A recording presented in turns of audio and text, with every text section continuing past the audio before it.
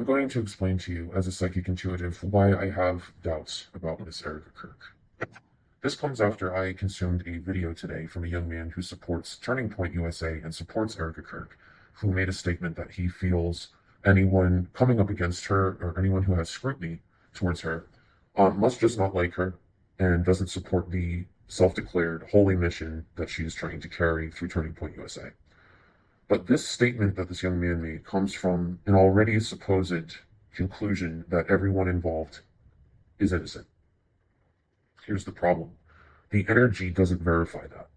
Energy is a universally understood language, shared by every being and inanimate object, and every plant. Energy is in all of things. It cannot be created, it cannot be destroyed. It is a language, just like speaking in your own language. But certain people can pick up on it and understand it better than others. These people are called psychics. Now, due to the nature of what psychics do, it's considered mysterious, mystical, fictional. People have a hard time believing it. But because energy is in all things, and because this energy is verified by science, it's not so mystical. You just have to be someone who understands it. And you can get to that point if you really practice. But some people, like myself, were born with these abilities, and I am very, very thankful to the Most High God that I was given this energetic discernment. It's because of this discernment that I don't trust Erika. The energy, I spoke about this in the video I made about her. It's one of the other only 2 videos on this channel. I spoke about how the energy coming from her matches euphoria, not grief. A lot of other people picked up on this. This wasn't just me. And granted, some people who are not psychics picked up on it without knowing exactly why. They couldn't explain the technicalities behind it. But as I said, energy is a language. It's a form of communication. All energy carries a frequency, and every living being has an electromagnetic field. Think of this as like your kitty whiskers. This is how you sense, process, and receive energy. It comes into your field. And depending on the nature of the energy, your field will interpret this as either a threat or safe. This is why sometimes people report walking into a room and feeling very uncomfortable, or they've walked into a house where something bad happened and they feel very lightheaded or uncomfortable or sick, even in fear. This is because the energy that remained trapped at that location, given the severity of whatever happened there, it left an imprint. And when this person walked in, their electromagnetic field, like a cat's whiskers, brushed up against this energy. And this energy was dissonant. It causes reverberations that are uncomfortable in our own fields and tells us this is dangerous. This is a survival mechanism that's programmed into people that has been intentionally poisoned over the last few millennia. This is why some people have no ability to discern at all. It's forced blindness, forced spiritual blindness. There were others of us who regained our powers. I hate saying it like that because it sounds like Harry Potter, but this is a power. We regained it, even after so much trauma, because we were meant to hold it for this reason, to bring attention to the deception. Energy is law. It cannot be argued with. It cannot be doubted. It is, no matter what. Vibrations never lie. With that being said, you can't hide this. You can't hide the fact that the energy coming from Erika Kirk is not that of grief, and it is not that of someone who has healed and forgiven. The energy that she tries to hide is excitement, as I said in my other video. It has the energetic signature of narcissistic euphoria, and I recognize it because I have felt it before.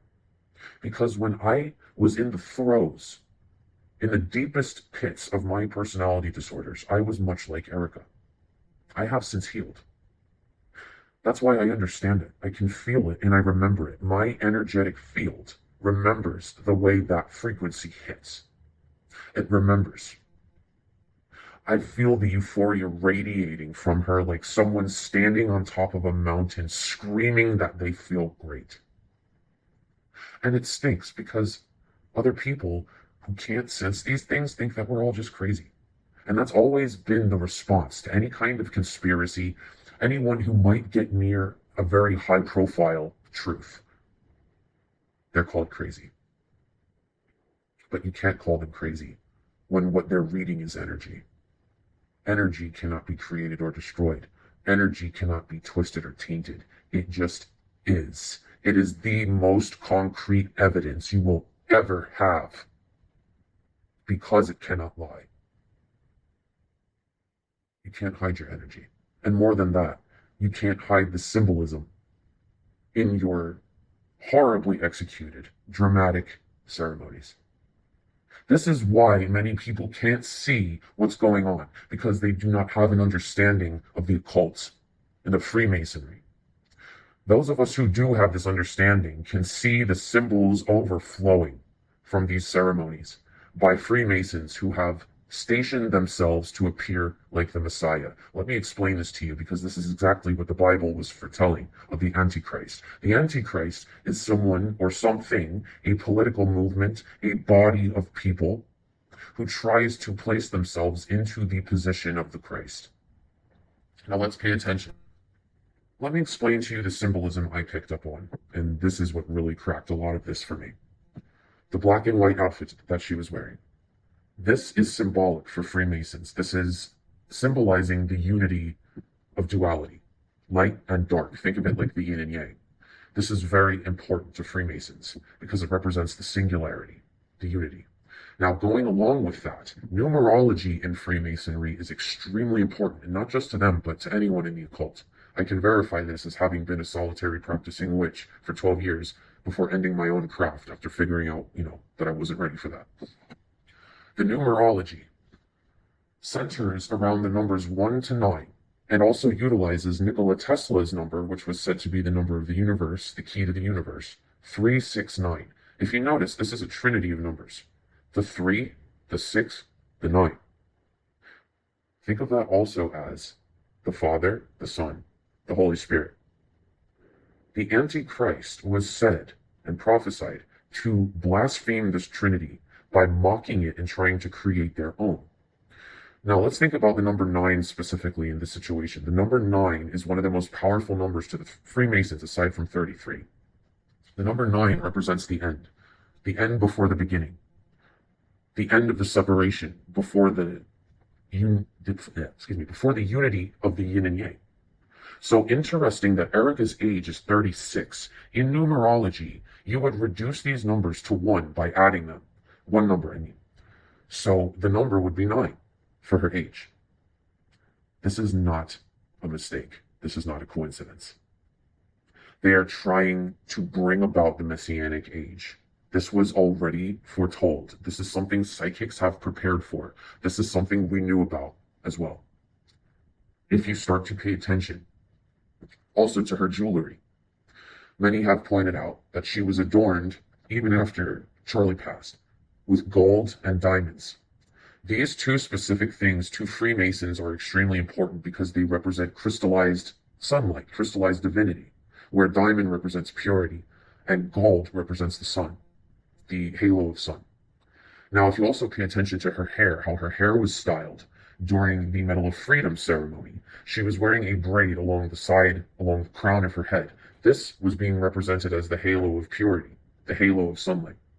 They are trying to present Erika Kirk, especially given the pyrotechnics of her entrance on stage, they are trying to push it into people's view that she is some kind of end of suffering, that she is some kind of Messiah returning to end all of this. But the problem is, she is only an imposter. That's why the energy doesn't match. That's why people are suspicious of her, especially the psychics. Not just because we knew that this was their plan, but because the energy is hollow, because it doesn't match. You cannot lie about energy. It is a language that cannot be redacted, it cannot be edited, it cannot be omitted. It is everywhere.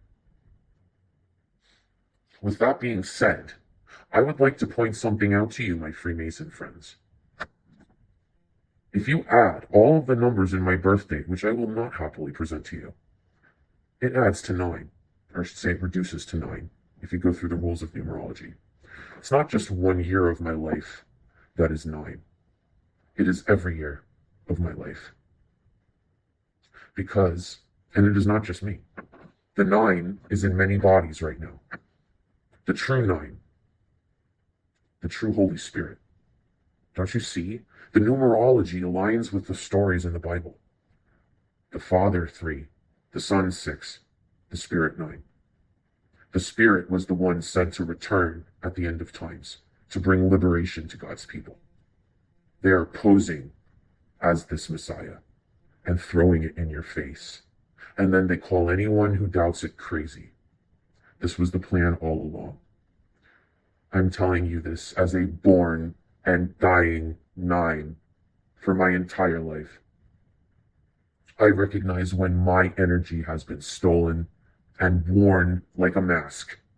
And so, in respect to the energy of my 9, of my being, of my purpose here, I would like to end the deception and call attention to truth, as only truth will sever the chains over humanity and the world. Only truth. And the real truth would never get up on a stage to pyrotechnics in a pantsuit, in a full face of makeup, calling attention to a vessel as opposed to the true saving energy. That's why we doubt her, because she does not carry that fire.